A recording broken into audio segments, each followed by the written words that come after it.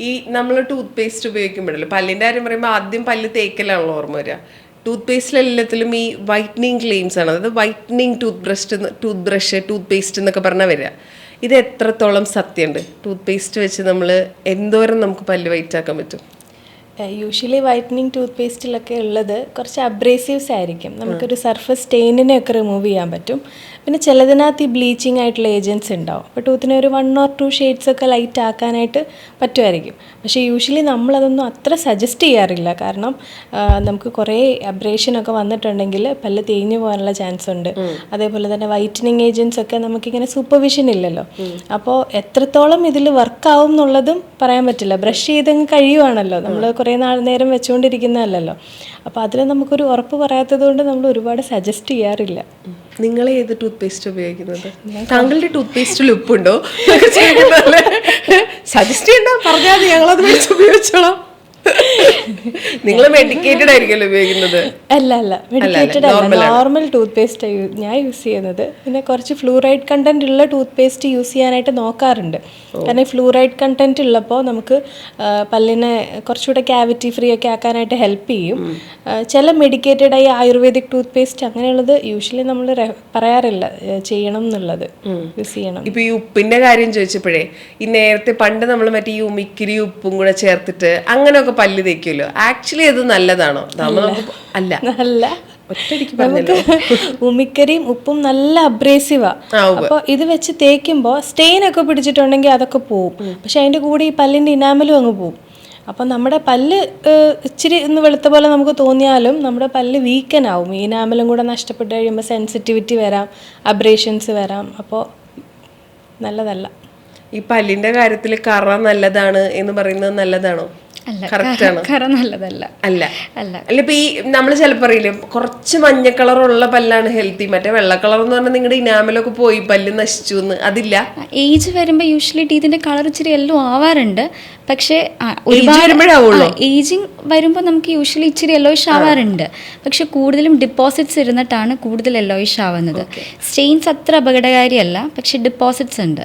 അതായത് നമ്മൾ ഈ ഡെയിലി കഴിക്കുന്ന ഫുഡിന്റെ ഡെബ്രയൊക്കെ അക്യുമുലേറ്റ് ചെയ്തിട്ട് കാൽസിഫൈഡ് ആവും. അത് ഹാർഡ് മാസാണ്. അപ്പോൾ അത് നമുക്ക് ബ്രഷ് ചെയ്താലൊന്നും പോവില്ല. അത് ഓവർ ടൈം യെല്ലോ ആവും, കുറച്ചുകൂടെ കഴിയുമ്പോൾ അത് ബ്ലാക്ക് ആവും. അത് ഗംസിൻ്റെ ഉള്ളിലേക്ക് പോകുമ്പോൾ സബ്ജിഞ്ചൈവൽ കാൽക്കുലസ് എന്നൊക്കെ പറയും. അപ്പോൾ അതിനൊന്നും ബ്രഷ് ചെയ്താൽ പോവില്ല. അത് നമ്മൾ റുട്ടീൻ ക്ലീനിങ് തന്നെ ചെയ്ത് കളയേണ്ടി വരും. അത് ആ യെല്ലോയിഷ് അത്ര നല്ലതല്ല, ഹെൽത്തി അല്ല. അപ്പൊ ഈ ക്ലീനിങ് ചെയ്യാൻ, പല്ല് ക്ലീൻ ചെയ്യാന്ന് പറയുന്നത് ഈ പറഞ്ഞ പോലെ പല്ല് വെളുപ്പിക്കാൻ ഇടയ്ക്കിടയ്ക്ക് പോയി ക്ലീൻ ചെയ്യാന്ന് പറയുമല്ലോ. പക്ഷെ ഈ ക്ലീൻ ചെയ്യുന്ന കാര്യം പറയുമ്പോൾ നമ്മൾ കൂട്ടത്തിൽ ഒരു കാര്യം കൂടെ പറയും, ഈ പല്ലിന്റെ ഇനാമല് പോവും. അങ്ങനെ ഒരുപാട് ക്ലീനിങ് ചെയ്താൽ ഇനാമല് പോയിട്ടാണ് ഇത് പോകെ പോകെ ഇങ്ങനെ വെളുത്ത് വരുന്നതെന്ന്. അപ്പൊ എങ്ങനെ ക്ലീനിങ് ചെയ്യണം? എത്ര നാള് കൂടുമ്പോൾ ക്ലീനിങ് ചെയ്യണം? ആരൊക്കെ ക്ലീനിങ് ചെയ്യണം? ക്ലീനിങ് യൂഷ്വലി ഒരു ഹെൽത്തി ഇൻഡിവിജ്വലിന് നമ്മൾ പറയുന്നത് 6 months കൂടുമ്പോൾ, അതായത് ഇയർലി പറയുകയാണെങ്കിൽ ട്വൈസ് ക്ലീൻ ചെയ്യണം എന്നാണ് പറയുന്നത്. ഒരു ഹെൽത്തി ഇൻഡിവിജ്വൽ, അതായത് ഗംസ് പ്രോപ്പറാണ്, അവരുടെ ടീത്തിൽ അധികം ക്യാവിറ്റീസും കാര്യങ്ങളൊന്നും ഇല്ലാന്നുണ്ടെങ്കിൽ ഓരോ 6 months കൂടുമെങ്കിലും ക്ലീൻ ചെയ്ത് പോയാൽ മതി. പക്ഷെ അതെല്ലാം ഒരുപാട് കേരീസ് ഉണ്ട്, അതായത് കേടുകൾ ഒരുപാടുണ്ട്. അല്ലെങ്കിൽ ഗം ഇൻഫെക്ഷൻ, നല്ല രീതിയിൽ സ്വെല്ലിംഗ് ഉണ്ട്, അല്ലെങ്കിൽ ബ്രഷ് ചെയ്യുമ്പോൾ ബ്ലീഡിങ് വരുന്നുണ്ട്. അങ്ങനെയുള്ളവരൊക്കെ ആണെങ്കിൽ ഈ പറയുന്ന പോലെ ഇടയ്ക്ക് പോയി ഡോക്ടറെ കൺസൾട്ട് ചെയ്ത് ഒരു ക്ലീനിങ് എടുക്കുന്നത് നല്ലതാണ്. എപ്പോഴും പ്രൊഫഷണൽ ക്ലീനിങ് തന്നെ ചെയ്യണം. നമ്മളതിനെ സ്കെയിലിംഗ് എന്ന് പറയും ഡെൻറ്റലിൽ പറയുമ്പോൾ. അപ്പോൾ അത് പ്രൊഫഷണൽ സ്കെയിലിംഗ് ചെയ്താൽ മാത്രമാണ് പ്രോപ്പറായിട്ടുള്ള ക്ലീനിങ് നടക്കുന്നുള്ളൂ. അല്ലാത്ത പക്ഷം നമ്മൾ daily morning and night brush വെച്ച് നോർമൽ ക്ലീനിങ് തന്നെ ചെയ്താൽ മതിയാവും. പിന്നെ പ്രൊഫഷണൽ സ്കെയിലിങ്ങിൽ ഇനാമൽ പോവുമെന്ന് പറയുന്നത് ശരിക്കും ഒരു തെറ്റിദ്ധാരണയാണ്. അത് ഇല്ല, പോവില്ല. കാരണം അത് ജസ്റ്റ് വൈബ്രേഷൻ കൊണ്ട് മാത്രം നമ്മൾ ഡിപ്പോസിറ്റ്സ് എവിടെ ഇരിക്കുന്നോ അവിടെ ഒരു വൈബ്രേഷൻ കൊടുത്ത് ഡിപ്പോസിറ്റ്സിനെ കളയുന്നു എന്നുള്ളത് മാത്രമേ ഉള്ളൂ. അല്ലാതെ ടീത്തിൻ്റെ ഇനാമലിനെ ഒന്നും സ്ക്രേപ്പ് ഓഫ് ചെയ്യാൻ പറ്റില്ല. പിന്നെ എന്തുകൊണ്ടാണ് നമ്മൾ ഈ പ്രൊഫഷണൽ ക്ലീനിങ് ചെയ്ത് കഴിയുമ്പോൾ നമുക്കൊരു ഭയങ്കര പുളിപ്പ് ഉണ്ടാവില്ലേ? യൂഷ്വലി അത് പല്ലിന്റെ ഇനാമൽ പോകുമ്പോഴാണല്ലോ ഉണ്ടാവുക. അല്ലല്ല, അത് ആ വൈബ്രേഷൻ കൊണ്ടുള്ള ഒരു പുളിപ്പാണ്. അത് ടെമ്പററി ആണ്. മേ ബി ഒരു 2-3 ഡേയ്സിനുള്ളത് അത് സബ്സൈഡ് ആവും. പിന്നെ കൂടുതൽ ആളുകൾക്ക് ഇനാമൽ പോകും തോന്നാനുള്ള റീസൺ എനിക്ക് തോന്നുന്നത് ഈ ഗ്യാപ്പുള്ള ആളുകളിൽ കുറേ ഡിപ്പോസിറ്റ്സ് ഒക്കെ ഞാൻ ആദ്യം പറഞ്ഞ പോലെ ഇങ്ങനെ കാൽക്കുലസ് കട്ട പിടിച്ചിരിക്കുമ്പോൾ ഈ ഗ്യാപ്പിൻ്റെ ഇടയിലും ഇത് കയറിയിരിക്കും. നമ്മളത് ക്ലിനിക്കിൽ വന്ന് ക്ലീൻ ചെയ്ത് കളയുമ്പോൾ വീണ്ടും ഗ്യാപ്പ് ഫോം ചെയ്യും. അപ്പോൾ ചിലപ്പോൾ ആളുകൾക്ക് തോന്നുന്നതായിരിക്കാം ക്ലീനിങ് കാരണം പല്ല് പോയി, ആ ഗ്യാപ്പ് വീണ്ടും വന്നു, അങ്ങനെ തോന്നുന്നതായിരിക്കാം. മനസ്സിലായി. ഈ പല്ല് തേക്കുന്ന ഇപ്പൊ നിങ്ങൾ ഹെൽത്തി ഇൻഡിവിജ്വൽ എന്ന് പറഞ്ഞില്ലേ, പല്ലിന്റെ കാര്യത്തിൽ ഒരു ഹെൽത്തി ഇൻഡിവിജ്വലിന് നിങ്ങൾ പറയുന്നത് എപ്പോഴാണ് ഒരാൾ ഹെൽത്തി ആണെന്ന്? പല്ലിൻ്റെ കാര്യത്തിലെന്ന് പറയുമ്പോൾ പല്ല് മാത്രമല്ല, പല്ല്, അതിന് ചുറ്റിനുള്ള മോണ, അതേപോലെ വായ്ക്കകത്തുള്ള കുറേ കാര്യങ്ങളുണ്ടല്ലോ. അപ്പോൾ ഇതെല്ലാം ഹെൽത്തി ആകുമ്പോഴാണ് നമ്മളൊരു ഹെൽത്തി ഓറൽ ക്യാവിറ്റി എന്ന് പറയുന്നത്. ഒന്ന്, നമ്മുടെ പല്ല് പ്രോപ്പറായിട്ട് ക്ലീൻ ആണെങ്കിൽ, ഹൈജീൻ ഈസ് വെരി ഇമ്പോർട്ടൻറ്റ്. രണ്ട്, നമുക്ക് ഇത് മോണയ്ക്ക് ഇങ്ങനെ സ്വെല്ലിങ്സോ അല്ലെങ്കിൽ ഗം ഇൻഫ്ലമേഷൻ അങ്ങനെയൊന്നും ഇല്ല, പ്രോപ്പറായിട്ടാണ് ഇരിക്കുന്നതെങ്കിൽ. അതേപോലെ ടങ്ങും നല്ല കോട്ടിങ്സ് ആയിട്ടൊന്നും ഇല്ല. അങ്ങനെയൊക്കെയുള്ള കേസസാണ് യൂഷ്വലി നമ്മൾ ഹെൽത്തി ആണെന്ന് പറയുന്നത്. ഓക്കെ. അപ്പോൾ ഇപ്പം ഇതിൽ മോണയുടെ കാര്യം പറഞ്ഞു. അപ്പം നമ്മൾ യൂഷ്വലി ആഡുകളിൽ കാണുന്നത് മറ്റേ പല്ല് തേക്കുമ്പോൾ മോണയിൽ നിന്ന് രക്തം വരുന്നുണ്ടോ എന്ന് പറഞ്ഞൊരു ചോദ്യമാണ് കേൾക്കാറ്. പക്ഷേ ഈ മോണയിൽ നിന്ന് രക്തം ഒരു ഇത് എല്ലാവർക്കും വരാറുണ്ട്. അപ്പം ഇതെങ്ങനെയാണ് ഇത് ഈ രക്തം പോകുന്നത് പ്രശ്നമാണോ എന്ന് നമ്മളെങ്ങനെ അറിയാം? പല്ല് തേക്കുമ്പോൾ ഒരുപാട് ഹാർഷായിട്ട് ബ്രഷ് ചെയ്യരുത്. അപ്പം അങ്ങനെ മോണ വരുന്നത് വേറെ ഒരു കാര്യമാണ്. പക്ഷേ മോണയിൽ നിന്ന് രക്തം വരുന്നത് എപ്പോഴാണ് ഒരു കൺസേൺ ആവുന്നതെന്ന് വെച്ചാൽ, ഗംസിൽ ഇൻഫ്ലമേഷൻ ഉള്ളപ്പോഴാണ്. നമുക്ക് പല്ലുകളിൽ ഒരുപാട് അഴുക്കൊക്കെ ഇങ്ങനെ കൂടിയിരിക്കുമ്പോൾ ചിലപ്പോൾ ഫുഡ് കഴിക്കുമ്പോൾ മോണയുടെ ഇടയിലൊക്കെ കയറിപ്പോയിട്ട് അങ്ങനെ ഇരിക്കും. അത് കാരണം വരുന്ന ഇൻഫ്ലമേഷൻസ് പല്ലിൻ്റെ ഇടയിൽ കൂടെ രക്തം വരാനായിട്ട് ഒരു കാരണമാക്കും. അപ്പോൾ അങ്ങനെയുള്ള കേസസ് നമ്മൾ ശ്രദ്ധിക്കേണ്ടതാണ്. അത് മാത്രമല്ല, ബ്രഷിംഗ് എന്ന് പറയുമ്പോൾ ഒരു പാറ്റേൺ ഉണ്ട്. നമുക്ക് തോന്നിയ പോലെ നമുക്ക് ബ്രഷ് ചെയ്യാൻ പറ്റില്ല. ബ്രഷിങ്ങിന് നമ്മൾ പറയുന്ന ഒരു പാറ്റേൺ ഉണ്ട്, വെർട്ടിക്കലി മാത്രം. അതായത് ഗമ്മിനെയും കൂടെ സിമുലേറ്റ് ചെയ്ത് നമ്മൾ ബ്രഷ് ചെയ്യണം. വെർട്ടിക്കലി മാത്രം ഇങ്ങനെ, അതായത് അപ്പർ ടൂത്ത് ആണെങ്കിൽ ഗമ്മിന് അഗൻസ്റ്റ് ആയിട്ട് ചെയ്യുമ്പോൾ താഴേക്ക്, ലോവർ ടീത്ത് ആകുമ്പോൾ ഗമ്മിന് അഗൻസ്റ്റ് ആയിട്ട് ചെയ്യുമ്പോൾ മുകളിലേക്ക്. ഈ ഒരു സ്ട്രോക്ക് മാത്രം കൊടുത്ത് ബ്രഷ് ചെയ്യാം. ഇല്ല, അത് പാടില്ല. അത് ചെയ്യുന്നവരിൽ, നമ്മൾ ഡെയിലി അങ്ങനെ ഒരു പാറ്റേൺ ചെയ്യുന്നവരിൽ പല്ലിൻ്റെയും ഗംസിൻ്റെ ഇടയിലായിട്ട് ഒരു വെഡ്ജ് ഫോർമേഷൻ കാണാം. ഒരു ചെറിയൊരു കുഴി പോലെ ഫോം ചെയ്യും. അത് പല്ല് തേഞ്ഞു പോകുന്നതാണ്. യൂഷ്വലി നമ്മൾ ഈ ഹൊറിസോണ്ടലി പാറ്റേൺ ഉപയോഗിക്കുമ്പോൾ എന്ത് പറ്റുമെന്ന് വെച്ചാൽ പല്ല് ആ ഭാഗം മൊത്തം തേഞ്ഞു പോകും. അപ്പം നമ്മൾ ഒരു മെക്കാനിക്കലി അവിടെ ബ്രഷിങ് നടക്കുന്നുണ്ട്, പക്ഷേ എന്നാൽ ബ്രഷിങ്ങിൻ്റെ ഫങ്ഷൻ അവിടെ നടക്കുന്നുമില്ല, ഡെപ്പോസിറ്റ്സ് അവിടെ ഇരിക്കുന്നുമുണ്ട്. അങ്ങനെയാണ് ബ്ലീഡിങ് വരുന്നത്. അപ്പോൾ കറക്റ്റായിട്ട് എങ്ങനെയാണ് ഒരാൾ ബ്രഷ് ചെയ്യേണ്ടത്? അപ്പർ ടീത്ത് ഗംസിനെ ഇൻക്ലൂഡ് ചെയ്യുക. ഒരു 45 ഡിഗ്രി ആംഗുലേഷനിൽ ബ്രിസിൽസ് പ്ലേസ് ചെയ്തതിന് ശേഷം, അതിപ്പോൾ 45 കുറച്ചും കൂടെ സാധാരണിഫിക്കേഷൻ ആയിട്ട് അല്ല, 45 എന്ന് പറഞ്ഞാൽ നമ്മൾ ആരും മെഷർ ചെയ്ത് 45 വെക്കില്ല. ഓൾമോസ്റ്റ് ഒരു ആംഗുലേഷനിൽ വെച്ചതിന് ശേഷം ഗമ്മിലൊന്ന് വെച്ചതിന് ശേഷം മേളിലത്തെ പല്ലാകുമ്പോൾ താഴേക്ക് സ്ട്രോക്ക് കൊടുത്താൽ മതി ബ്രിസിൽസ്. അതും നമ്മളിപ്പോൾ ഈ നിലമൊക്കെ അടിച്ചു വരുമ്പോൾ അങ്ങോട്ടും ഇങ്ങോട്ടും അടിച്ചു കഴിഞ്ഞാൽ അഴുക്ക് പോവില്ല. യൂണി ഡയറക്ഷണലായിട്ട് ചെയ്താലല്ലേ അഴുക്ക് പോവുള്ളൂ. അതുപോലെ തന്നെ പല്ലിൻ്റെ കാര്യം. കാരണം ഗമ്മിന് അഗൻസ്റ്റ് ആയിട്ട് ചെയ്ത് കഴിഞ്ഞാൽ ഗമ്മിലുള്ള അഴുക്ക് കൂടെ താഴേക്ക് വരുള്ളൂ. മുകളിലേക്ക് ചെയ്ത് കഴിയുമ്പം ഉള്ള അഴുക്കെല്ലാം ഗമ്മിൻ്റെ ഉള്ളിലേക്ക് കയറിയിരിക്കും. അത് പിന്നെ സബ്ജിഞ്ചൈവൽ കാൽക്കുലസ് ഒക്കെ പോലെ ഗമ്മിന് ഇൻഫെക്ഷന് കോസ് ചെയ്യും. അപ്പൊ ഇങ്ങനെ ചെയ്യരുത്, ഇങ്ങനെയും ചെയ്യണം അല്ലേ? അതല്ലേ ഉദ്ദേശിച്ചത്? അത് എത്ര നേരം ബ്രഷ് ചെയ്യണം? ചില ആൾക്കാർ 10-12 മിനിറ്റ് ഒക്കെ ബ്രഷ് ചെയ്യും, ചിലർ 2 സെക്കൻഡ് കൊണ്ട് ബ്രഷ് ചെയ്യും. ശരിക്കും കൃത്യത്തിൽ എത്ര നേരം ബ്രഷ് ചെയ്യണം? 10 മിനിറ്റ് അല്ല, 2 സെക്കൻഡും അല്ല. ഐഡിയലി 2 മിനിറ്റിനുള്ളിൽ നമ്മുടെ എൻറ്റയർ ബ്രഷിങ് കംപ്ലീറ്റ് ചെയ്യണം എന്നുള്ളതാണ്. Okay, 2 minute. നാക്ക് വടിക്കണം വേണം അല്ലേ? ഇവർ നമ്മൾ നാക്ക് വടിക്കുന്നത് നമ്മുടെ നാക്കിന് കൊള്ളില്ല, അതിന്റെ നമ്മുടെ രസമുകുളങ്ങൾ ചത്തുപോകുന്നൊക്കെ ആൾക്കാർ പറയില്ലേ? ഇല്ല, ഒന്നുമില്ല. ഇല്ല. ടങ് ക്ലീനിങ് ചെയ്യണം, അല്ലെങ്കിൽ ഹാലിറ്റോസിസ്, അതായത് ബാഡ് ബ്രെത്ത് ഒക്കെ വരാനുള്ള ചാൻസ് ഉണ്ട്. പിന്നെ ഹാർഷായിട്ടും ടങ് ക്ലീൻ ചെയ്യുന്നത് നല്ലതല്ല, അത് ബ്ലീഡിങ് വരാനുള്ള ചാൻസ് ഉണ്ടാവും. സോ ടങ് ക്ലീൻ ചെയ്യുന്നത് നല്ലതാണ്, പക്ഷെ ഒരുപാട് ഫോഴ്സ് കൊടുക്കേണ്ട ആവശ്യമില്ല. ഓക്കെ. ഈ കുട്ടികൾക്കുണ്ടല്ലോ, ഏത് പ്രായം തൊട്ടാണ് പല്ല് ബ്രഷ് ചെയ്യേണ്ടത്? അവരുടെ ഫസ്റ്റ് ടീത്ത് ഇറപ്റ്റായ അന്ന് മുതൽ നമ്മൾ ബ്രഷിങ് സ്റ്റാർട്ട് ചെയ്യണം. പക്ഷെ എന്നോർത്ത് അവരുടെ മാനുവൽ ബ്രഷൊക്കെ മേടിച്ച് നമുക്ക് ചെയ്യാൻ പറ്റില്ല. അപ്പോൾ ആദ്യം ഫസ്റ്റ് ടൂത്ത് ഇറപ്റ്റായി വരുമ്പോൾ മുതൽ നമ്മളൊരു വെറ്റ് ക്ലോത്തിൽ ചെറുതായിട്ട് അവരുടെ പല്ലിലൊന്ന് സ്ക്രേപ്പ് ചെയ്ത് കൊടുത്താൽ മതി. കൊടുത്താൽ മതി. അപ്പോൾ ആ ഡിപ്പോസിറ്റ്സ് ഒക്കെ അങ്ങ് പോവും. പിന്നെ കുറച്ചുകൂടെ കഴിയുമ്പോൾ നമുക്ക് ഫിംഗർ ബ്രഷ് ഒക്കെ ഉണ്ട്, ഇൻഡെക്സ് ഫിംഗറിലിട്ടിട്ട് അത് വെച്ചിട്ട് നമുക്ക് ചെയ്യാം.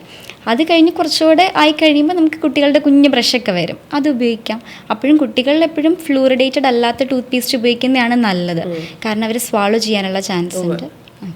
അതുകൊണ്ട് ഓക്കെ. ഈ നമ്മൾ അഡൽട്ട്സിനും കുട്ടികൾക്കും ഒക്കെ ഈ ഇലക്ട്രിക് ടൂത്ത് ബ്രഷ് ഇപ്പം ഭയങ്കര അവൈലബിൾ ആണല്ലോ, നേരത്തെ അതില്ലായിരുന്നു. ആക്ച്വലി ഇലക്ട്രിക് ടൂത്ത് ബ്രഷ് ആണോ നല്ലത്, നമ്മുടെ നോർമൽ ടൂത്ത് ബ്രഷ് ആണോ നല്ലത്? നന്നായി ചെയ്യും. അതായത് നമുക്ക് പ്രാക്ടിക്കലി നമുക്ക് ബ്രഷിംഗ് പാറ്റേൺ അറിയാവുന്ന ഒരാളാണെങ്കിൽ മാനുവൽ ആണെങ്കിലും കുഴപ്പമില്ല.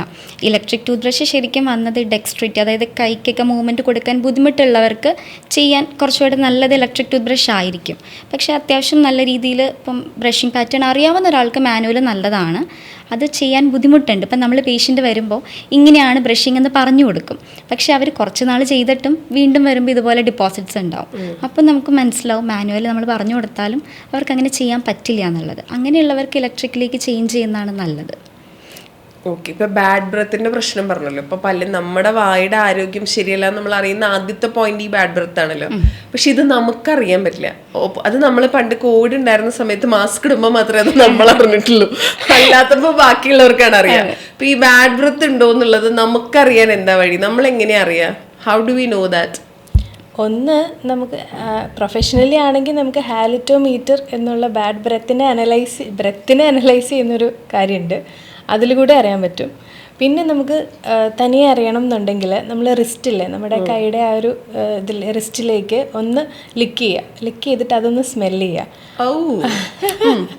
അപ്പം നമുക്ക് അറിയാൻ പറ്റും നമുക്ക് ബ്രെത്ത് എത്രത്തോളം ഉണ്ടെന്നുള്ളത്.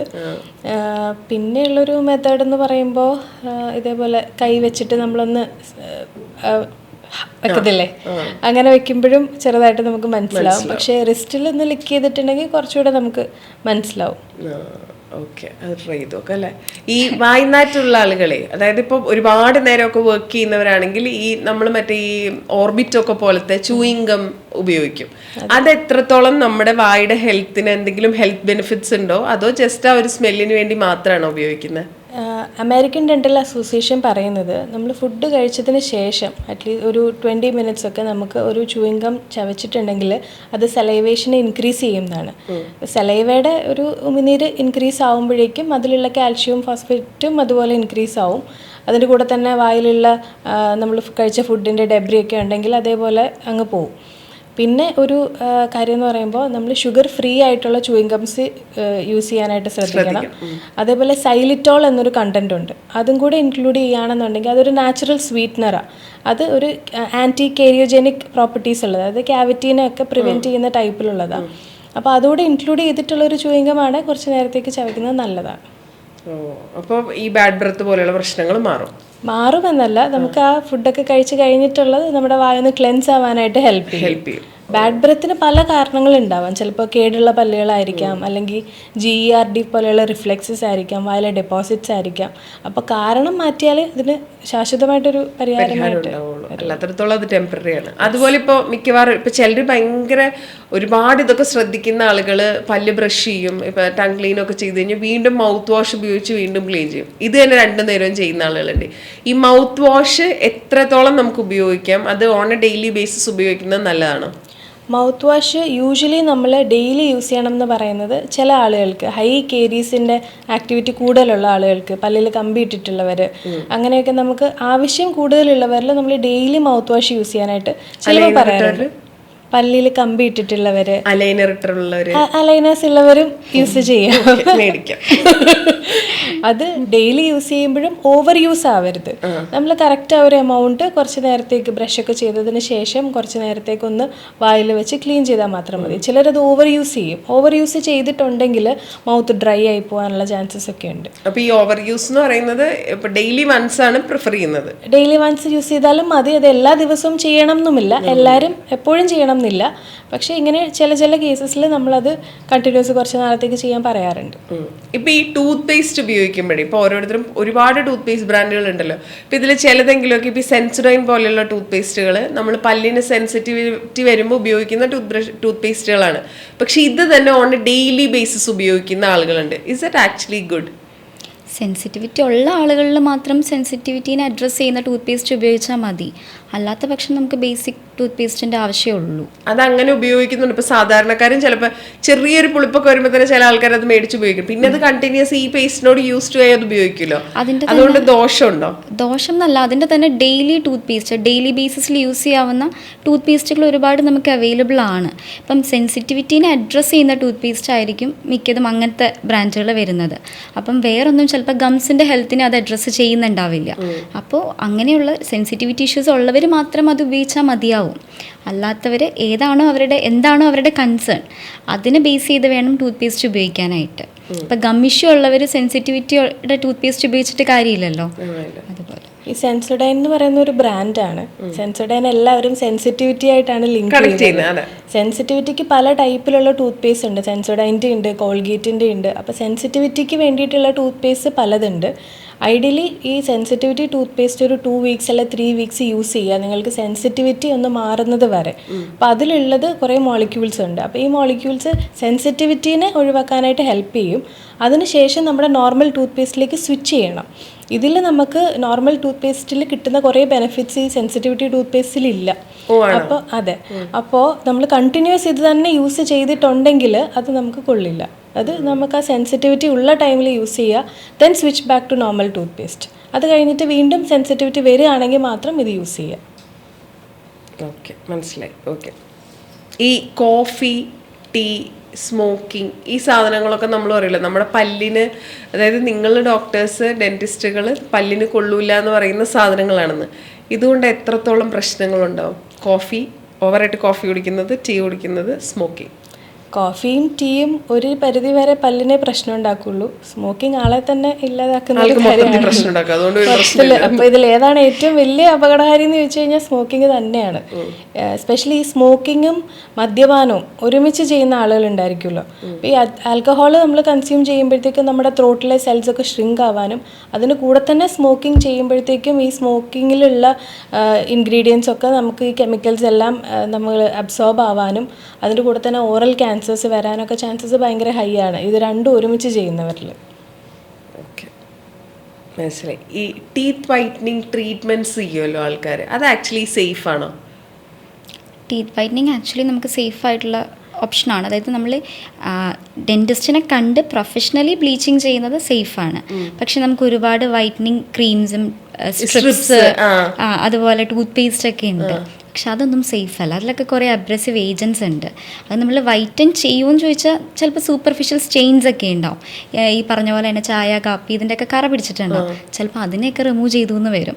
അല്ലാതെ നമുക്ക് ഈ പറയണ പോലെ ആദ്യം ഞാൻ പറഞ്ഞ പോലെ കാൽക്കുലസ്, ഹാർഡായിട്ടിരിക്കുന്ന മാസ്, അതിനെ ഒന്നും റിമൂവ് ചെയ്യില്ല. അല്ലെങ്കിൽ നമ്മുടെ ടീത്തിൽ ഓൾറെഡി ഉണ്ടായിരുന്ന ഒരു യെല്ലോയിഷ് ഡിസ്കളറേഷൻ ചിലപ്പോൾ ഏജിങ് കൊണ്ട് നമുക്ക് വന്നതായിരിക്കാം. അതിനൊന്നും മാറ്റാനായിട്ട് ഈ പറയുന്ന സ്ട്രിപ്സിനോ പേസ്റ്റിനോ ജെല്ലിനോ ഒന്നും പറ്റില്ല. അതിന് പ്രൊഫഷണൽ ബ്ലീച്ചിങ് ചെയ്യണം. അത് സേഫാണ്. അത് പ്രൊഫഷണൽ ആയിട്ടുള്ളൊരു ഡെൻറ്റിസ്റ്റ് തന്നെ ചെയ്യുന്നതാണ്. ഒരു 45 മിനിറ്റ് പ്രൊസീജിയറാണത്. അത് പക്ഷേ നമ്മൾ ഓർക്കേണ്ട കാര്യം അത് പെർമനൻ്റ് അല്ല, ടെമ്പററി ആണ്. അതിൻ്റെ ഒരു എഫക്റ്റ് മേ ബി ഒരു 4 മന്തൊക്കെ നമുക്ക് മാക്സിമം കിട്ടുള്ളൂ. അത് കഴിഞ്ഞാൽ നമ്മൾ ഈ കഴിക്കുന്ന ഫുഡിലൊക്കെ ടേമറിക് അല്ലെങ്കിൽ ടീ, കോഫിയൊക്കെ ഡെയിലി ഇൻടേക്ക് ഉള്ളവരിൽ വീണ്ടും ഇതുപോലെ തന്നെ കറ പിടിക്കാനും സ്റ്റെയിൻസ് വരാനും ഒക്കെ ചാൻസ് ഉണ്ട്. ഓക്കെ, ഈ ടേമറിക് പോലുള്ള സാധനങ്ങളില്ലേ, ഇപ്പോൾ മഞ്ഞൾ, കുറച്ച് വെളിച്ചെണ്ണ, ഇതൊക്കെ കൂടി ഇങ്ങനെ പല മിക്സുകൾ, നാച്ചുറൽ സാധനങ്ങൾ ഉപയോഗിച്ച് ടീത്ത് വൈറ്റനിങ് സാധനങ്ങൾ കാണിക്കാറുണ്ട്. നമ്മൾ സോഷ്യൽ മീഡിയയിലൊക്കെ ഭയങ്കര വൈറലാണ്. ഈ പല്ല് വെളുപ്പിക്കാൻ ഈ പറഞ്ഞ പോലെ നാച്ചുറൽ സാധനങ്ങൾ ഉപയോഗിക്കുന്നത് ഓക്കെയാണോ? ഞാനും കണ്ടിട്ടുണ്ട് ഈ ബേക്കിംഗ് സോഡ. കുറെ പേഷ്യൻസ് അങ്ങനെ വന്നിട്ടുണ്ട്. ബേക്കിംഗ് സോഡയും ഉപ്പും ഒക്കെ ഉപയോഗിച്ചിട്ട് DIY ഒക്കെ ചെയ്യാൻ പറ്റുന്ന പല്ല് വെളുക്കും എന്നൊക്കെ ഉള്ളത്. അതും നമ്മൾ ആദ്യം പറഞ്ഞ ഉമിക്കരിയുടെ ഒരു ഫംഗ്ഷൻ പോലെ അബ്രേസീവ് ആയിരിക്കും. അപ്പം അതുകൊണ്ട് നമുക്ക് പുറമേ ഉള്ള ആ ഒരു സ്റ്റെയിൻ കുറേ മാറുമെങ്കിലും ഇനാമലൊക്കെ അതിൻ്റെ കൂടെ അങ്ങ് പോവും. അപ്പം അബ്രേഷൻ കാരണം ഇനാമലിനും തേയ്മാനം വന്നിട്ടുണ്ടെങ്കിൽ അത് വളരെ ഡേഞ്ചറസ് ആണ്. നമുക്ക് സെൻസിറ്റിവിറ്റി വരാം, അതേപോലെ ഒരുപാട് ഇഷ്യൂസ് വരാം ടീത്ത് റിലേറ്റഡ് ആയിട്ട്. ഇപ്പം നമ്മളെ ഇപ്പം ചില ആളുകൾ അതായത് കുടിക്കില്ല, വലിക്കില്ല, ഈ പറഞ്ഞ പോലെ പല്ലൊക്കെ അത്യാവശ്യം നല്ലതായിട്ട് നോക്കുന്നത്, പക്ഷെ സ്റ്റിൽ ഇവരുടെ പല്ലിൽ ഇനാമൽ പോയിട്ടുണ്ടാവും. അപ്പം ഇത് ഒരു ഡോക്ടർ പറഞ്ഞാണ് ഈ സോഫ്റ്റ് ഡ്രിങ്ക്സ് ഒക്കെ ഒരുപാട് കുടിക്കുന്ന ആളുകൾ, അതുപോലെ ഈ അസിഡിറ്റി പ്രശ്നമുള്ള ആളുകൾ, ഇവരുടെ പല്ലിന് ഈ പറഞ്ഞതുപോലെ ഇനാമൽ പോവും, അത് നശിച്ചുകൊണ്ടിരിക്കുന്നു, ഇറോഷൻ ഉണ്ടാവുമെന്ന്. അത് ശരിക്കും ഉണ്ടാവുമോ? അതെ, അത് ശരിയാണ്. നമുക്ക് എസ്പെഷ്യലി GERD പോലെ റിഫ്ലക്സ് ഡിസീസസ് ഒക്കെ ഉള്ള ആളുകളിൽ അസിഡിറ്റി ഒക്കെ ഉള്ളപ്പോൾ അതൊക്കെ അത് നമ്മുടെ മൗത്തിലേക്ക് തന്നെ ഒരു എഫക്റ്റ് വരാറുണ്ട്. നമുക്ക് വായ നോക്കുമ്പോൾ തന്നെ മനസ്സിലാവും അവരുടെ കുറേ ഇറോഷൻ സംഭവിച്ചിട്ട് പല്ലൊക്കെ നശിച്ചിട്ടുണ്ടാവും. അതേപോലെ നമ്മുടെ എയറേറ്റഡ് ഡ്രിങ്ക്സ്, കാർബണേറ്റഡ് ഡ്രിങ്ക്സ് ഒക്കെയും നമ്മുടെ പല്ലിനെ നശിപ്പിക്കുന്നതാണ്. അപ്പൊ അതിനെന്താ ചെയ്യാൻ പറ്റും? ഇപ്പൊ അങ്ങനെ ഒരാൾക്ക് അങ്ങനെ സംഭവിച്ചിട്ടുണ്ടായിരിക്കും, ഇപ്പൊ അസിഡിറ്റി ഉണ്ടെങ്കിൽ അതിനെന്താ ചെയ്യാൻ പറ്റുക? പല്ലിന് എന്താ ചെയ്യാൻ പറ്റുക? ഞാൻ അസിഡിറ്റി ട്രീറ്റ് ചെയ്യണം, അത്രയും നാൾ സംഭവിച്ച ഇറോഷന് പിന്നെന്താ ചെയ്യാൻ പറ്റുക? ഇറോഷൻ നമുക്കൊരു വളരെ മൈൽഡായിട്ടാണെന്നുണ്ട്, അവർക്ക് സെൻസിറ്റിവിറ്റി ആണ് ഒരു ഇഷ്യൂ ആയിട്ട് വരുന്നതെങ്കിൽ നമുക്ക് ഇതേപോലെ സെൻസിറ്റിവിറ്റി ടൂത്ത് പേസ്റ്റ് കുറച്ച് നാളത്തേക്ക് യൂസ് ചെയ്യാം. പക്ഷേ അതിനൊരു പെർമനൻറ്റ് സൊല്യൂഷൻ യൂഷ്വലി നമുക്ക് അതിലൊരു ക്രൗണൊക്കെ ചെയ്ത് അത് ക്യാപ്പ് ചെയ്തിട്ട് ആ ടൂത്തിനെ സേവ് ചെയ്ത് വെക്കാം എന്നുള്ളതാണ്. ഓക്കെ. ഈ കുട്ടികളുടെ പല്ലുണ്ടല്ലോ, കുട്ടികളുടെ പല്ലെന്ന് പറയുന്നത് ഇപ്പോൾ എവിടെയോ ഞാൻ വായിച്ചതാണെന്നാണ് എൻ്റെ ഓർമ്മ. കുഞ്ഞുങ്ങളുടെ പല്ല് നമ്മൾ മുത്തുമണി പോലത്തെ പല്ല് എന്ന് പറയുമല്ലോ, ഇങ്ങനെ അടുക്കി വെച്ചേക്കുന്ന പോലത്തെ, കുഞ്ഞ് കാണാൻ നല്ല ഭംഗിയുള്ള പല്ല്. പക്ഷെ അതിനേക്കാൾ സേഫ് എപ്പോഴും ഇവരുടെ പല്ല് ഈ ഗ്യാപ്പിൽ ഇരിക്കുന്നതാണ്. കാരണം പിന്നീട് വലിയ പല്ല് വരുമ്പോൾ അത് ഇരിക്കണമല്ലോ എന്ന്. അത് ശരിയാണോ? അത് ശരിയാണ്. കാരണം കുട്ടികളുടെ പ്രൈമറി ടീത്തുകളുടെ ഇടയിൽ സ്പേസ് വരണം എന്നാണ് നമ്മൾ ഐഡിയലി പറയുക. അങ്ങനെ വന്നു കഴിയുമ്പോൾ പെർമനന്റ് ടീത്ത് പ്രൈമറിനേക്കാളും കുറച്ച് സൈസ് കൂടിയതാണ്. അപ്പം അതിനെ അക്കോമഡേറ്റ് ചെയ്യാനുള്ള സ്പേസ് കൂടിയാണ് ഈ പ്രൈമറി ടീത്തിന്റെ ഇടയിലുള്ള സ്പേസ്. പിന്നെ ഈ കുട്ടികളുടെ പാൽപ്പല്ലിന്റെ ഇടയിലുള്ള എല്ലാ സ്പേസും നോർമൽ ആണെന്നല്ല, ചിലർക്ക് സ്കെലിറ്റൽ ഇഷ്യൂസും ഉണ്ട്. അതായത് ചിലർക്ക് താടിയെല്ല് ഫ്രണ്ടിലേക്ക് നിൽക്കും, അല്ലെങ്കിൽ ചിലർക്ക് അപ്പർ ജോ കുറച്ച് ഫ്രണ്ടിലേക്കായിരിക്കും. അങ്ങനെയുള്ളവർക്ക് ഇതുപോലെയുള്ള സ്പേസിങ് ഒക്കെ വരാം. പക്ഷെ അതൊക്കെ നമുക്ക് എക്സ്റേ എടുത്ത് കണ്ട് നോക്കിയാലേ കറക്റ്റ് ആയിട്ടുള്ളത് മനസ്സിലാക്കാൻ പറ്റുള്ളൂ. അതായത് ഇപ്പം ചിലർക്ക് എന്താ വെച്ചാൽ ടീത്തിന്റെ സൈസ് ചെറുതും ജോയുടെ സൈസ് വലുതുമായിരിക്കും, അപ്പോൾ സ്പേസിങ് വരും. ഇതിന്റെ വേറൊരു കണ്ടീഷൻ എന്ന് പറയുന്നത് ജോ സൈസ് കുറവായിരിക്കും പക്ഷെ ടീത്തിന്റെ സൈസ് വലുതായിരിക്കും, അപ്പോൾ ക്രൗഡിങ് വരും. അങ്ങനത്തെ ഇഷ്യൂസ് ഉണ്ട്. അപ്പം ഇപ്പം ഈ അടുത്തായിട്ട് കുട്ടികളിൽ ഇപ്പം മിക്കവാറും പാരൻസ് പറയുന്നത് പണ്ട് പൊഴിഞ്ഞു പോയിരുന്ന പോലെ പല്ലുകൾ പൊഴിഞ്ഞു പോകുന്നില്ല, മിക്കവാറും ഡോക്ടേഴ്സിൻ്റെ അടുത്തോണ്ട് എടുത്ത് കളയേണ്ടി വരുന്നുണ്ടെന്ന്. അതെന്തുകൊണ്ടാണ് അത് അങ്ങനെ വരുന്നത്? അത് എനിക്ക് തോന്നുന്നത് പാരന്റ് അവയർനെസ് എനിക്ക് കുറച്ചുകൂടെ കുറവാണെന്ന് തോന്നുന്നു. ചിലർ കുറച്ചുകൂടെ ആൻഷ്യസ് ആണ് പാരൻസ് ഇപ്പോൾ കുട്ടികളുടെ കാര്യത്തിൽ. അപ്പം പാൽപ്പല്ല് എന്താണെങ്കിലും പെർമനന്റ് ടൂത്ത് പാൽപ്പല്ലിൻ്റെ റൂട്ടിൽ വന്ന് ടച്ച് ചെയ്യുമ്പോൾ മിൽക്ക് ടൂത്തിൻ്റെ റൂട്ട് റിസോർബ് ആവും. അങ്ങനെയാണ് അതിനെ ഇളക്കം തട്ടി പറഞ്ഞു പോകുന്നത്. ചിലപ്പം ചിലർക്ക് ഇപ്പോൾ 7 വയസ്സിൽ നമുക്കൊരു പല്ല് പറയണം എന്നുണ്ടെങ്കിൽ ചിലപ്പോൾ അത് 7 വയസ്സിൽ തന്നെ പറയണം നിർബന്ധമില്ല, ചിലപ്പോൾ 8 ആവും. അപ്പം കൂടെ പഠിക്കുന്ന ആൾക്ക് ചിലപ്പോൾ 7 വയസ്സിൽ പറഞ്ഞു പോയിട്ടുണ്ടാവും. ചിലപ്പോൾ അത് വെച്ച് കമ്പാരിസൺ നടന്നുകൊണ്ടായിരിക്കാം. അങ്ങനെ പറഞ്ഞു പോകാത്തതായിട്ടില്ല. പിന്നെ ഇപ്പോൾ പെർമനൻറ്റ് ടൂത്ത് ഇല്ല, മിസ്സിങ് ആണ്, കൺജനൈറ്റിൽ, അതായത് അവർക്ക് ജനിച്ചപ്പോഴേ പെർമനൻറ്റ് ടൂത്ത് ഇല്ല എന്നുണ്ടെങ്കിൽ ചിലപ്പോൾ ഈ പ്രൈമറി ടൂത്ത് റീറ്റെയിൻ ചെയ്ത് നിൽക്കാം. അതൊക്കെ നമുക്ക് ഈവൻ എക്സ്റേ എടുത്ത് നോക്കിക്കഴിഞ്ഞാൽ പറയാൻ പറ്റുള്ളൂ. അല്ലാത്ത പക്ഷം വേറെ കുഴപ്പങ്ങളൊന്നും. അപ്പോൾ ഇത് ഏത് പ്രായത്തിലാണ് ഇത് നോക്കേണ്ടത്? പല്ല് ഏത് പ്രായം വരെ പൊഴിഞ്ഞു പോയിട്ടില്ലെങ്കിലാണ് നമ്മൾ ഡോക്ടറെ കണ്ടത്? ഇതിപ്പോൾ ഓരോ ടീത്തും ഓരോ ഏജിലാണ് വരുന്നത്. നമുക്ക് ഫസ്റ്റ് പെർമനൻറ്റ് ടൂത്ത് വരുന്നത് 6 വയസ്സിലാണ്. അപ്പം 6 to 7 മുതലാണ്, അല്ല മോളാറ് 6 വയസ്സിൽ അണപ്പല്ല് വരും. അത് ഫ്രണ്ടിലത്തെ പല്ലാണ് ആദ്യം പറഞ്ഞു തുടങ്ങുന്നത്, താഴത്തെ പല്ല് നമുക്ക് ആദ്യം പറഞ്ഞു തുടങ്ങും, അതും 6 വയസ്സിൽ തന്നെയാണ് പറഞ്ഞു തുടങ്ങുന്നത്. അപ്പം 6 to 7 ഇയർ എന്നാണ് ഒരു റേഞ്ചാണ് പറയുക. 6 വയസ്സെന്ന് പറയുമ്പോൾ 6 വയസ്സിൽ തന്നെയാണ് പല്ല് പറഞ്ഞു പോകണം നിർബന്ധമില്ല. 7 വരെ നമുക്ക് നോക്കാം. അത് 7 വയസ്സിൽ തന്നെ പറഞ്ഞു പോകേണ്ടതാണ്. ഫസ്റ്റ് പോകേണ്ടത് ലോവർ ആൻഡ് ഫ്രണ്ട് ടൂത്താണ്. കുട്ടികളുടെ പല്ലിന് ഏറ്റവും കൂടുതൽ കാണുന്ന പ്രശ്നം ഈ പുഴുപ്പല്ല് എന്ന് പറയുന്ന സാധനമാണല്ലോ, പല്ല് കേടാവുന്നത്. ഇതിന് നമ്മൾ ഇതിന്റെ പഴി മുഴുവൻ പോകുന്നത് ചോക്ലേറ്റ്സിനാണ്. ചോക്ലേറ്റ്സും അവർ മധുരം കൂടുതൽ കഴിച്ചിട്ട്. ശരിക്കും എന്തുകൊണ്ടാണ് കുട്ടികൾക്ക് പുഴുപ്പല്ല് വരുന്നത്? ഫ്രീക്വൻ്റ് ആയിട്ടുള്ള ഷുഗറി ഫുഡിൻ്റെ കൺസംഷനാണ് ഈ പുഴുപ്പല്ലിൻ്റെ മെയിൻ കാരണം. ചോക്ലേറ്റ്സ്, ജ്യൂസസ്, അതേപോലെ അത് ഇടയ്ക്കിടയ്ക്ക് കഴിക്കുന്നതുകൊണ്ട് കുഴപ്പമില്ല. ഫ്രീക്വൻ്റ്ലി ഇങ്ങനെ സ്നാക്കിംഗ് ആയിട്ട് നമ്മൾ കഴിച്ചുകൊണ്ടിരിക്കുകയാണെന്നുണ്ടെങ്കിൽ അത് ഈ സ്റ്റിക്കി ആയിട്ടുള്ള ഫുഡാണെങ്കിൽ കുട്ടികളുടെ പല്ലിൽ കയറി പിടിക്കാനും അത് അങ്ങനെ ഇരുന്ന് കേരീസ് ആവാനും ചാൻസസ് ഉണ്ട്. പിന്നെ കുട്ടികൾക്ക് എന്തെങ്കിലും പല്ലിൽ കേടൊക്കെ വരുമ്പോൾ പാരൻസ് ചിലപ്പോൾ വിചാരിക്കും പാൽപ്പല്ലല്ലേ, പറഞ്ഞു പോലുള്ളതല്ലേ, കുഴപ്പമില്ലല്ലോ എന്ന്. അത് പക്ഷേ അവിടെ ഇരുന്ന് അതിനെ നശിപ്പിച്ച് പുഴുപ്പല്ല് പോലെയായി അതിലെന്തെങ്കിലും ഇൻഫെക്ഷൻസ് വന്നിട്ടുണ്ടെങ്കിൽ അത് അകത്തിരിക്കുന്ന പെർമനന്റ് ടീത്തിനെയും ബാധിക്കും. അതെ അതെ അതെ. അപ്പോൾ ചെറിയ കേടുകൾ ഉണ്ടെങ്കിൽ തന്നെ അത് നമ്മൾ അവെയർ ആയിരിക്കണം. അത് ഒരുപാട് വലുതാവുന്നതിന് മുന്നേ നമ്മൾ അതിന് ട്രീറ്റ്മെൻറ്റ് ചെയ്യണം. പിന്നെ എങ്ങാനും ഈ ഒരു ടൈം ഉണ്ടല്ലോ ഓരോ പല്ലും പറഞ്ഞു പോകാനായിട്ട്, അതിന് മുന്നേ ഈ പല്ല് പോയിട്ടുണ്ടെങ്കിൽ പെർമനൻറ്റ് ടീത്ത് വരുന്നത് അങ്ങോട്ടോ ഇങ്ങോട്ടൊക്കെ മിസ്പ്ലേസ്ഡ് ആയിട്ട് വരാൻ ചാൻസസ് ഉണ്ട്. അപ്പോൾ ഈ ഭാവിയിൽ നമുക്ക് കമ്പ്യൂട്ടറിട്ടൊക്കെ പിന്നെ അതിനെ കറക്റ്റ് ചെയ്യേണ്ടി വരും. അപ്പോൾ കറക്റ്റ് ടൈമിൽ പോവേണ്ട പല്ലുകൾ അതേസമയം ഇളക്കം തട്ടി അതിനെ പറിച്ച് കളയേണ്ടതാണ്. ഓക്കെ. കുട്ടികളുടെ പല്ലി പൊന്തുന്ന പ്രശ്നം ഒരുവിധം എല്ലാ കുട്ടികൾക്കും എന്ന് പറയുന്നത് ഇപ്പോൾ ഉണ്ട്. ഇപ്പം ഒന്നില്ലെങ്കിൽ ഇടമ്പല്ലാവുക, അല്ലെങ്കിൽ കുറച്ച് ഗ്യാപ്പ് വരിക, അല്ലെങ്കിൽ പൊന്ത്, ഇങ്ങനെ എന്തെങ്കിലും പ്രശ്നങ്ങൾ. ശരിക്കും കുട്ടികളുടെ പല്ലിൻ്റെ പ്രശ്നങ്ങൾ ഏത് പ്രായത്തിൽ നമുക്ക് പരിഹരിക്കാൻ പറ്റുക? ഈ പേരൻസ് ചെയ്യുന്ന ഏറ്റവും വലിയ മിസ്റ്റേക്ക് എന്താണെന്നറിയോ? ഒരു 12 അല്ല 13 ഇയേഴ്സ് വരെ വെയിറ്റ് ചെയ്യും പല്ലിൽ കമ്പി ഇടാനായിട്ടോ അല്ലെങ്കിൽ പല്ലിൻ്റെ മോണയുടെ പ്രശ്നങ്ങളൊക്കെ ആയിട്ടോ ഒന്ന്. ആ ടൈം ആകുമ്പോഴത്തേക്കും കുട്ടികളുടെ ഒരു സ്കെലിറ്റൽ ഏജ്, വളർച്ചയുടെ ഒരു സമയം കഴിഞ്ഞിട്ടുണ്ടാവും. ഒരു പ്രീ പ്യൂബർട്ടൽ ഗ്രോത്ത് സ്പേർട്ട് ഉണ്ട് കുട്ടികൾക്ക്. പ്യൂബർട്ടി ആവുന്നതിന് തൊട്ട് മുന്നേ ആയിട്ടുള്ള ഒരു വളർച്ചയുടെ ഘട്ടം. ആ സമയമാണ് നമുക്ക് ഈ എല്ലിൻ്റെ കറക്ഷൻസ് ഒക്കെ നന്നായിട്ട് ചെയ്യാൻ പറ്റുന്നത്. അപ്പോൾ ഈ ഒരു 12-13 ഇയേഴ്സ് ഒക്കെ വരെ വെയിറ്റ് ചെയ്യുമ്പോഴത്തേക്കും ചിലപ്പോൾ ആ കറക്ഷൻ്റെ ടൈം കഴിഞ്ഞിട്ടുണ്ടാവും. പിന്നെ നമുക്ക് സജസ്റ്റ് ചെയ്യാൻ പറ്റുന്നത് ചില കേസസിൽ സർജറി ഒക്കെ ആയിരിക്കും. അപ്പോൾ ഐഡിയലി ഒരു കുട്ടീനെ ഒരു 6 അല്ലെങ്കിൽ 7 വയസ്സിൽ ഒരു ഓർത്തഡോണ്ടിസ്റ്റിനെ ഒന്ന് കൺസൾട്ട് ചെയ്യുകയാണെങ്കിൽ നമുക്ക് കറക്റ്റായിട്ട് ഇവാലുവേറ്റ് ചെയ്യാൻ പറ്റും കുട്ടിയുടെ സ്കെലിറ്റൽ ഗ്രോത്ത് എങ്ങനെയാണ്. എന്തെങ്കിലും കറക്ഷൻസ് വേണമെങ്കിൽ ആ സമയത്ത് റീഡയറക്റ്റ് ചെയ്ത് കൊടുത്താൽ മതി. അപ്പോൾ അങ്ങനെ കറക്റ്റ് ചെയ്ത് കൊണ്ടുവരാൻ പറ്റും. ഈ ഒരു 12 or 13 ഇയേഴ്സിന് എല്ലാവരുടെയും മനസ്സിലൊരു ചിന്തയുണ്ട്, അത് തെറ്റാണ്. അത് ഒരു പലപ്പോഴും അതെനിക്ക് തോന്നുന്നു പണ്ടൊക്കെ ഈ കമ്പി ഇടുമ്പോൾ പറയില്ലേ, ഒരു 9ാം ക്ലാസ്സിലാവണം 7ാം ക്ലാസ്സിലാവണം അത്രയൊക്കെ അയലിടാൻ പറ്റുള്ളൂ. അപ്പൊ ആ പ്രശ്നമില്ല. എല്ലാ പല്ലും വന്നാലാണ് നമുക്ക് കമ്പി ഇടാൻ പറ്റുന്നത് യൂഷ്വൽ കേസസിൽ. പക്ഷേ നമുക്കൊരു 6 or 7 ഇയേഴ്സിൽ ഒരു പ്രിവെൻറ്റീവ് ഡെൻറ്റിസ്ട്രി ആയിട്ട് പ്രിവെൻഷൻ ചെയ്യാൻ പറ്റും. ഒരുപാട് കാര്യങ്ങൾ ബുദ്ധിമുട്ടുകൾ വരാതിരിക്കാനായിട്ട് പ്രിവെൻറ്റ് ചെയ്യാൻ പറ്റും. അപ്പോൾ അതിന് എല്ലാ പല്ലും വരണം എന്ന് നിർബന്ധമില്ല. അപ്പോൾ അതിനെന്താ ചെയ്യുക? അതിന് ഒരുപാട് അപ്ലയൻസസ് ഉണ്ട്. മയോ ഫങ്ഷണൽ അപ്ലയൻസസ് ആയിട്ടുണ്ട്. നമ്മുടെ താടി എല്ലിനെ പുറകോട്ടോ മുന്നോട്ടോ ഒക്കെ ആണെങ്കിലോ അല്ലെങ്കിൽ നമ്മുടെ മോണോ ഒരുപാട് ഫ്രണ്ടിലേക്കാണെങ്കിലോ ഒക്കെ നമുക്ക് അപ്ലയൻസസ് യൂസ് ചെയ്തിട്ട് അതിൻ്റെ ഗ്രോത്തിനെ റീഡയറക്റ്റ് ചെയ്യാൻ പറ്റും. അതേപോലെ തന്നെ നമ്മുടെ ആർച്ച്, നമ്മുടെ പല്ലുകൾ ഇരിക്കുന്ന ഒരു നിരയുണ്ടല്ലോ, അതൊരുപാട് ചുരുങ്ങിയിട്ടാണെങ്കിലോ കുട്ടികൾക്ക് എന്തെങ്കിലും ഹാബിറ്റ്സ് ചിലപ്പോൾ ഉണ്ടാവും, മൗത്ത് ബ്രീത്തിങ് ഒക്കെ പോലെ.